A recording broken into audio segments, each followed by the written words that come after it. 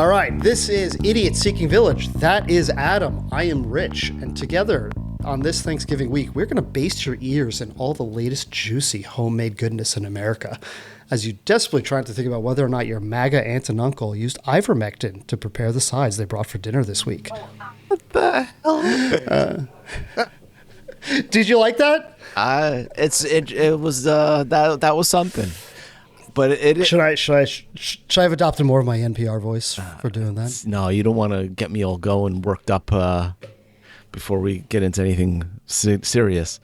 But it's funny that you should say that, because I was listening and hearing a lot about people, particularly like Bill Maher, talking about, like we need to get over these things. You shouldn't let, politics ruin your family and all these types of things. And I agree with that to some extent, but at some point, like, there has to be a line somewhere, like what you find acceptable and I don't find acceptable, that there's something that just doesn't gel anymore. It's like you want to get rid of all the Spanish people, or you hate Jews. Is that a line? Is that the line that you should say, okay, maybe I shouldn't be having Thanksgiving with my family? Not just that they support Trump. It's one thing to support a guy and then... But some of the other things that go along with that, is there a line there? Yeah, it's right. It kind of really shows you who people are ultimately. And look, you probably always knew that your ice-loving uncle would gladly go bounty hunting for people. And frankly, he would do it for free if he were allowed to, right? You always knew that guy was who he was.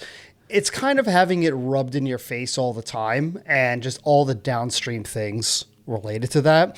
It kind of gets you. I understand. And I think that's the thing, is like, it has nothing to do with, it has nothing to do with politics, really. You know what, you could say like, yeah, I want lower taxes, but then at some point you just be like, I want lower taxes, but God, this is a little bit much for lower taxes. Right. Lower taxes at what cost? Diversity. Yeah, you have to have some kind of ebb and flow. But if you're like the person who's like, now I get to say everything I want to say and I've always wanted to say, and we're like, God, now that it's like, we always knew you were that guy, but now that you got to tell us that you're that guy all the time, yeah, I kind of don't want to hang out with you on the holidays. Right. Look, we don't have to agree on everything, right? You and I don't agree on everything, but it's when you make that particular element your entire personality. Yes. Right? And drape yourself head to toe in your home and all these flags and bumper stickers everywhere. Like, that's not healthy. All right. Let's pivot a little bit here. So, Adam, before we start, did you know that the Wednesday before Thanksgiving is the second largest sales volume day for weed and weed products? Second only to 420. Really? Interesting. Yeah. Where does then Christmas Eve fall into that? I wonder. No, it's everyone just coming back to deal with their family. It used to be, back before this was legal, I remember it was the biggest drinking day of the year, because this is when all the college kids would come home and be like, oh God, I have to deal with my family. And everyone would go out drinking the night before. But yeah, now it's become the second largest day for weed sales by volume. Thank you for telling me, so I don't have to go to the store and be like, oh my God, the line is enormous. Yeah, head over, to Strain Stars, and yeah, you're going to be waiting in line today. Oh my goodness! I didn't. By the way, crazy. When the younger members of the family leave the house to go for a walk and they're not inviting you, it's because they don't think you're cool enough to smoke with them. Well, that's fine with them, because I don't smoke. I eat. There you go. I drink and chew my edibles. I was asking how many THC sodas should I bring to Thanksgiving, and my wife laughed, and I was like, no, I'm serious. I mean, on Easter we got grandma to smoke out of the bong, so I want to escalate. I bring those little, you got to bring those little elixir droppers. Yeah. And then you could just fill up whatever you want. It's easier to travel with than having to bring, 6 4-packs or whatever, how crazy you want to get. Yeah, no, that's what we got. Those two. We're well prepared. We can be discreet, or we can be out in the open about it.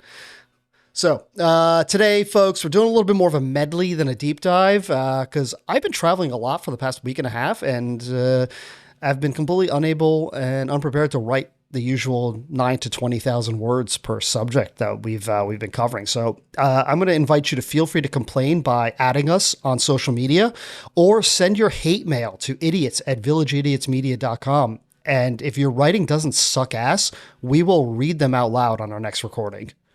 Actually, Adam, you'll read them out loud for my pleasure. Okay, deal. So I think today we're going to just briefly cover a couple of key topics here. We got some congressional Dems addressing the troops around illegal orders. We've got Trump and Mamdani making the oddest couple in politics since Shrek and Donkey. And we said the quiet part about Venezuela as out loud, as well as happy trails to Marjorie Taylor Greene, R.I.P. I'm going to miss her. She was starting to come around. No. You gotta, well, maybe we'll start with her. No. She's still blasted off the crazy shit in her farewell press release. Believe me, she was, I don't know if she was softening her stance just to re-enter the working world. Remember, like, after the first Trump term, Sean Spicer was out there trying to find jobs, and people were like, fuck you. Like, you've been a complete dickbag to us, and why are we going to hire you in the media? I think Marjorie Taylor Greene was just doing a similar turnabout to be like, hey, look, I'm not insane. I'm going to have some contrarian viewpoints to what I've been saying so that I'm more marketable to wherever my next landing spot is. No, I don't think she's that smart. I think she is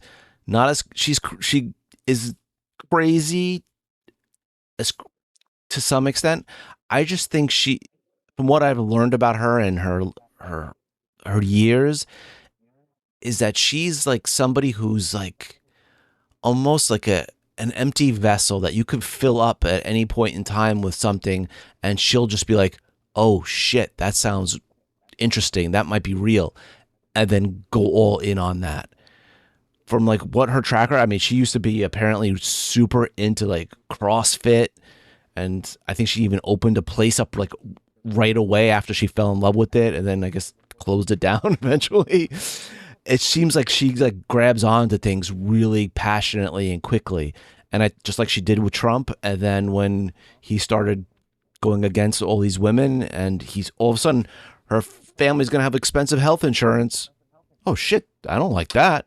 She like realizes things at some point, and I think she's leaving. I'm gonna guess 100% because she's getting death threats constantly on betting, and she's like, I ain't down with that.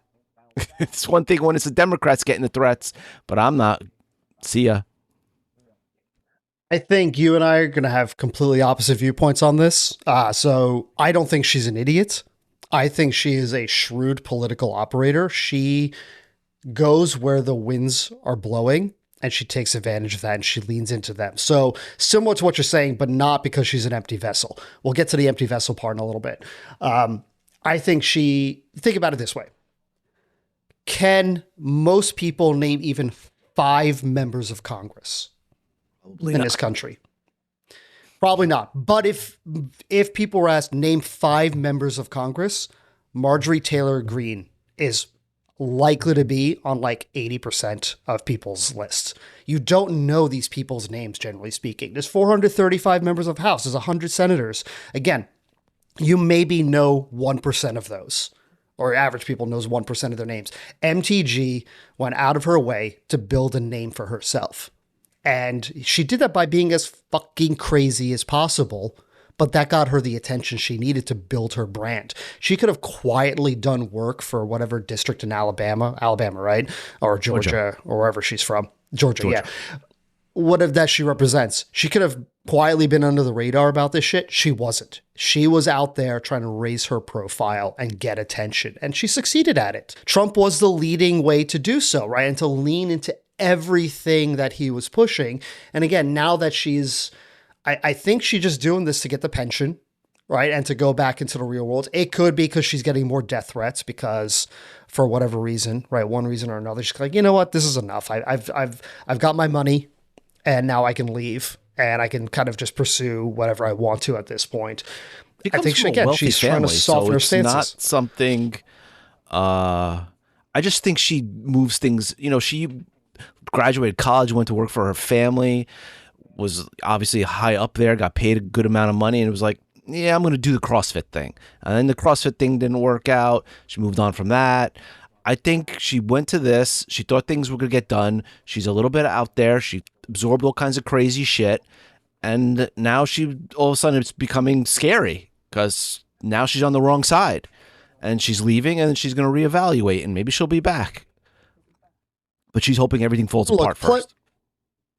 Plenty of people come from money and still are terrible human beings and do terrible things, right? The Koch brothers, sure. Elon Musk, Tucker Carlson. Tucker Carlson is the heir to the Swanson frozen foods fortune. He could have fucked off on a yacht and drank Mai Tais on an island until he fucking died. Instead, he's decided to tear apart America, right? And spend his life in media. So, just because they came from money doesn't mean that they don't need or want more money or influence or power. Of course, but I think it's funny to make a stand on your children having to pay more for health insurance. That's your thing. I don't know, man. Yeah. So anyway, she's on the outs. We'll probably, it'll become a lot clearer as to why. Yeah, she'll be back. She'll be back in some way, shape, or form. Oh, you're gonna hear about. I don't think she's not coming back to. She's not coming back to politics. I don't think so. Well, I mean, what's her next step? She would either have to run for Senate in Georgia or the governorship. That would be her next logical step. And I don't know. I think she's going to wait to see this Trump stuff die down, and then she's going to resurrect, maybe. But we'll see. I feel like she would have leaned into that and ran for it while maintaining her seat. Like, why not? Like, why not just double dip for a little bit, right? Have a little bit of a backup plan. I think she should go in private sector. I think she really wanted to see something change. I think she was that kind of person. Mm-hmm. I think she, like I said, I think she drinks the Kool-Aid, and she stopped drinking it, and she's like, wait a minute, we really don't do shit here. I think they gave her they didn't anything. She had a lot of things apparently that she was trying to get passed and worked on, and they gave it no love. The Republican Party, nothing. And I think she was eventually betrayed by them, realizing we don't really like you. We don't give a shit about you. I am going to miss her little Cruella DeVille bits, during the State of the Union. She was entertaining as much as she was annoying. So, well, I don't want to say we'll miss her, but good riddance. Speaking of, you're gonna have one of those things like at the end of the Oscars where they like send you off in memoriam. Play the music. Yes, I will remember you. Dude, you're the YouTube guy. Get on that. That's your next short right there. Honestly, put together a little highlight January. Clip of her greatest things. Yeah, that's great. Yeah, just have it ready to go. Have it ready to go once it's official. Yeah, I think it's January 5th. Speaking of Congress members trying to get attention, we had 6 congressional Democrats, 2 senators, and 4 House members, all former military or intelligence services, released a video telling active duty troops that they can or should resist illegal orders. Of course, Trump responded on social media with his classic, God, I didn't realize how much I missed this. 2016 was so long ago. Lock them up. He then called for them to be arrested, calling it seditious behavior punishable by death, all caps, naturally. And then, of course, this must be an all-timer for a press secretary. The question to Carolyn Leavitt is, does the president want to execute members of Congress? I think George Washington would have hung them. Good Lord. Yeah, no, I mean, look, these, so it's Mark Kelly and 5 others, right? He's getting the most attention because he's a former military member, I guess maybe the highest ranking military because he's like a captain. I believe he was the highest. Yeah, he was active duty, and he was, I believe captain was his final one. So they specifically said this administration is pitting our uniformed military and intelligence community professionals against American citizens. And then they specifically called out whether you're serving in the CIA, the Army, our Navy, the Air Force. And that caught my eye, dude. Because what is the response to all this? The response to all this is Trump's over-the-top, punishable by death, seditious behavior, social media screaming. And it's all become about the response. And I'm looking at this and going, all right, they did this on purpose. These are 6 Democratic lawmakers who wanted to raise their profile. They wanted to get attention. They wanted to put themselves out there, right? They want to get their names in the news. But to me, when one of them said the CIA, first thing that popped in my head was the freaking Bart Simpson meme of like, what an odd thing to say, right? I think it's from the CIA. That's why.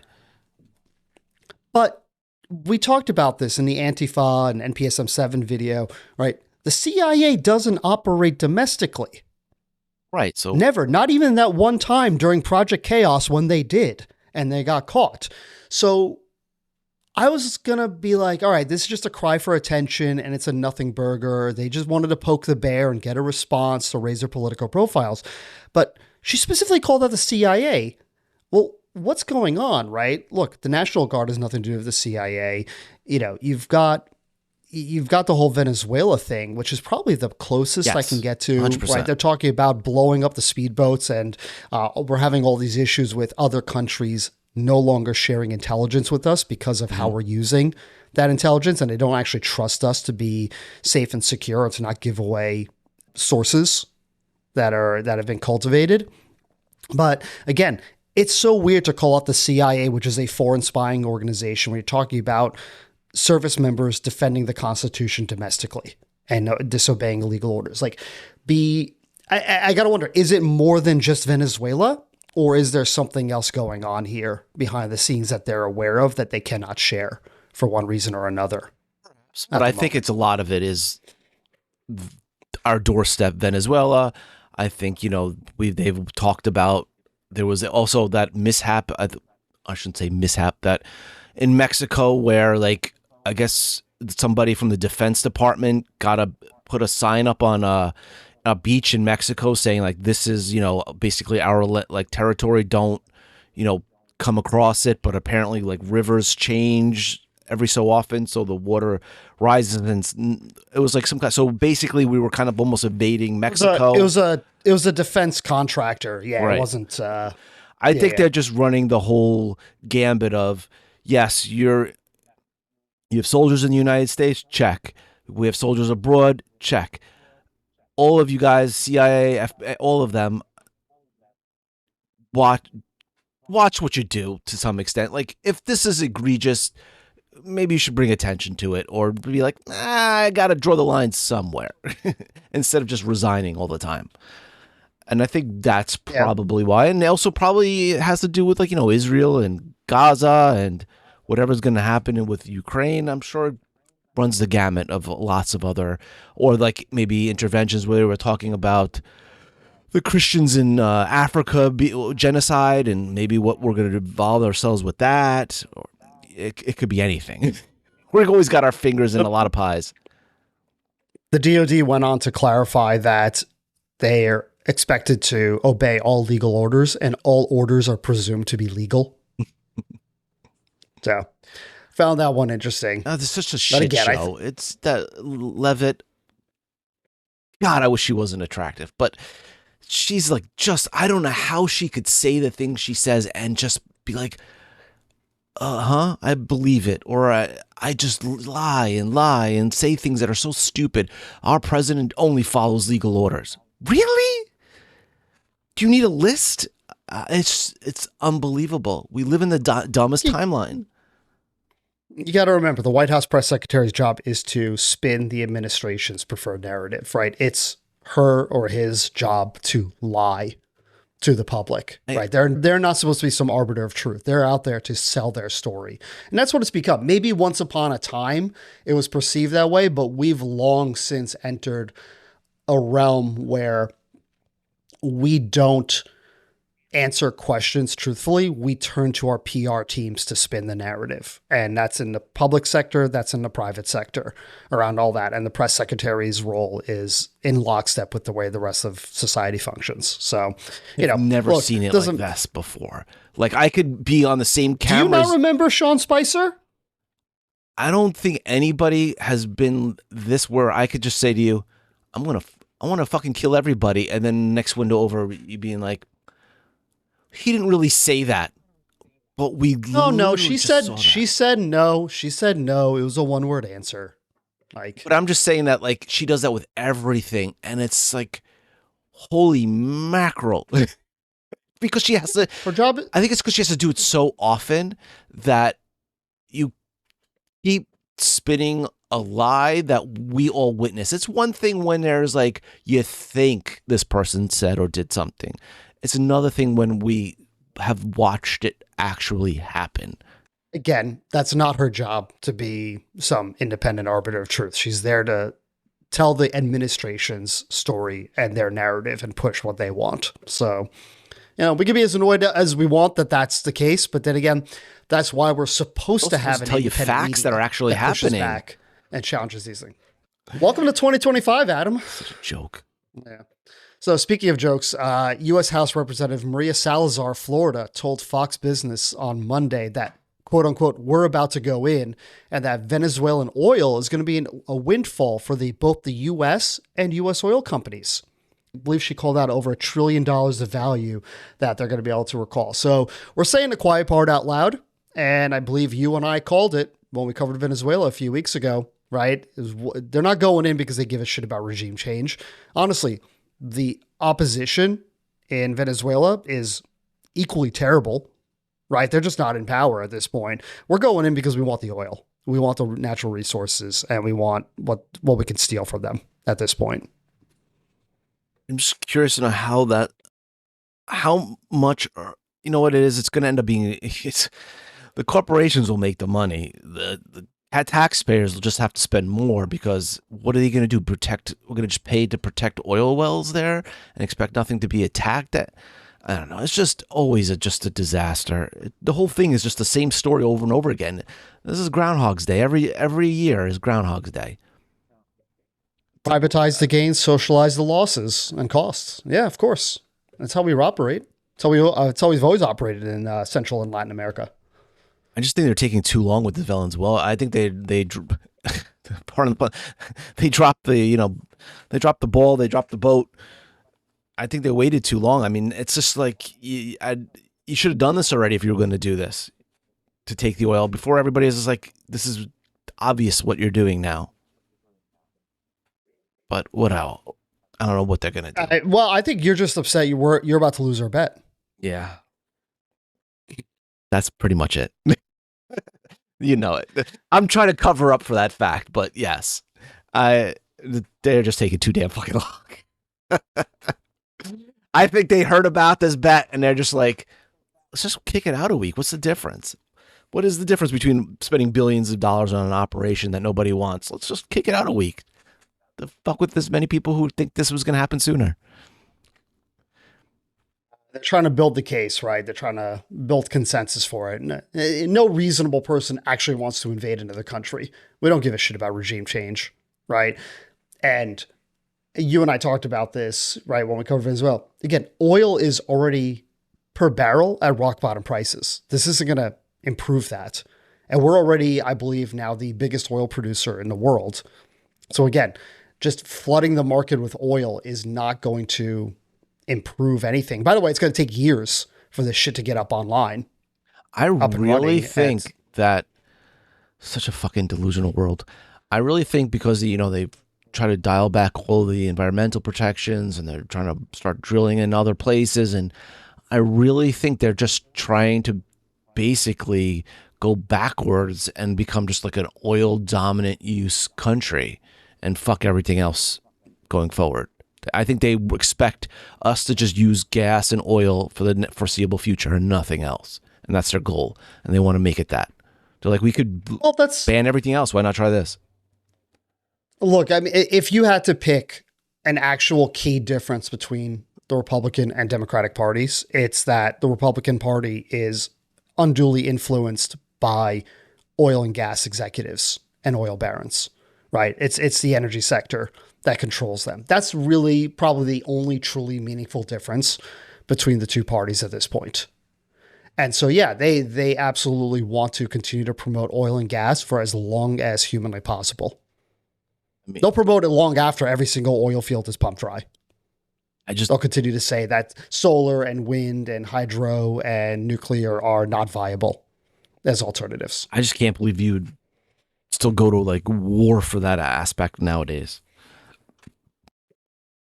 We haven't evolved as much as you might think. I'm wondering though if this maybe is more of a like a negotiating tactic. Like we're at your doorstep. We're trying to. It's like I think there's a $50 million reward on Maduro. Come to our table. Do what we tell you to do. Give us what we want, and you'll be okay. I just wonder if this is just a giant threat at this point, and they don't have no intention of doing anything else. There's definitely a part of it that is that, right? Because you think about when we talked about protests, one of the key things for protests to actually result in regime change is you have to actually give an off ramp for the existing people in power, right? They're either going to be pulled out of the building and shot in the street unceremoniously, right? Like Gaddafi was, or they are going to go into exile somewhere, Paris, right? Typically, or London, right? Somewhere nice. They're going to live out a cushy life and they're not going to suffer any consequences for the shit that they've done and all the crimes that they committed. When you give them that option, that is how you get a peaceful transition of power. I think they absolutely want to pressure Maduro into realizing he's fucked if he tries to fight back, right? I mean, they can run an insurgent guerrilla campaign, but they're going to flash as many pictures of Saddam Hussein and his trial and little reminders of how botched his hanging was, just to incentivize him to come to the table and to negotiate a peaceful transition of power. Absolutely. I don't even think it'd be a peaceful transition. I think it'll be like, you want to keep power, you have to. No.